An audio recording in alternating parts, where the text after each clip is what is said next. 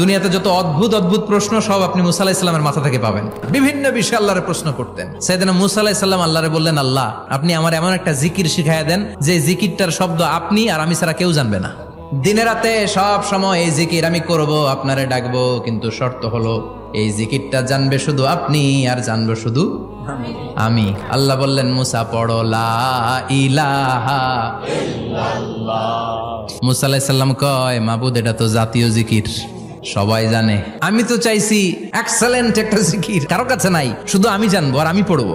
আল্লাহ বললেন, মুসা এই লা ইলাহাকে যদি এক পাল্লায় রেখে দাও, তাম বিশ্ব, সাত আকাশ, সাত জমিনটারে তুলে যদি তুমি আরেক পাল্লায় রেখে দাও, লা রাজাহাত কাফাতু লা ইলাহা ইল্লাল্লাহ, মুহূর্তের মধ্যে লা ইলাহার পাল্লা ভারী হয়ে যাবে।